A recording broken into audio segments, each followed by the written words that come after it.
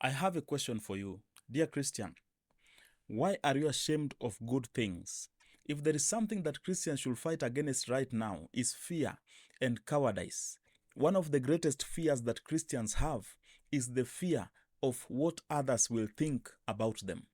As we fight fear collectively, these are the three things that you should never find yourself afraid of. Number one is the fear of sharing the gospel. We should not be afraid of sharing the gospel.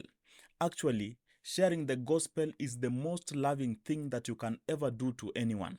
By sharing the gospel, you just saved a man from eternal suffering. It is your responsibility as a believer to make sure that people that are around you hear about Jesus Christ. Tell someone about the love of Jesus. Tell people about how Jesus suffered on the cross for the sake of their sins. Give people your testimony of what has happened in your life after you gave your life to Jesus Christ. Through that, they may receive the gospel of Jesus Christ and accept Him in their lives. I know the world and friends may make you feel like sharing the gospel is something that is shameful, but it is not. It is actually a life rescue mission. The second thing you should not be afraid of is praying long. Praying is an instruction in scriptures. Actually, the Bible says that we should be praying all the time. But there are people that consider it to be something that is shameful, especially if you are broke. People will look at you and say, you are still poor and you are spending your time going to church and praying. You are taking a lot of time praying, yet you are a poor man. Others will tell a jobless person that is praying, you are taking 3 hours to pray, yet you don't have a job to do. Such words can be discouraging and even be shameful to the person that is doing that prayer, because it looks like you are just a lazy person that is not interested in improving their lives financially. But you and me know very well that if God does not intervene in the life of a person, then our lives are hopeless, regardless of the possessions that we have. The third thing that you should not be afraid of is sexual purity. Let me share with you an interesting statistic. About 12% of the internet is filled with adult content.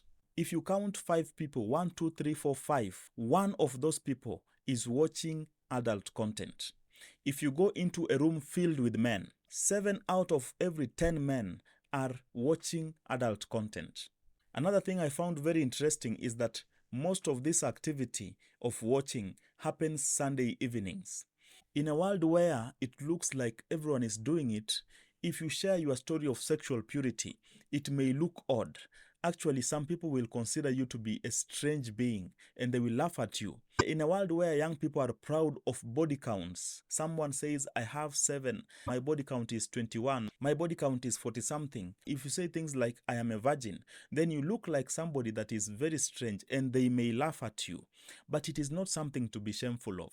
In a world where marriage is not considered an institution that should be respected and honored, when you say things like, I love my wife or I love my husband, then you are considered a simp.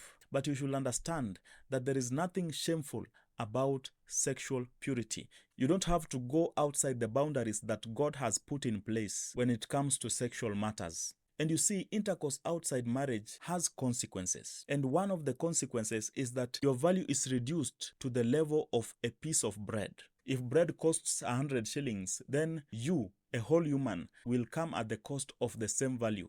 And for those who think that they are hiding, Proverbs chapter 9 verse 17 and 18 says, stolen water is sweet, and bread eaten in secret is pleasant. But he does not know that the dead are there, that her guests are in the depths of Sheol.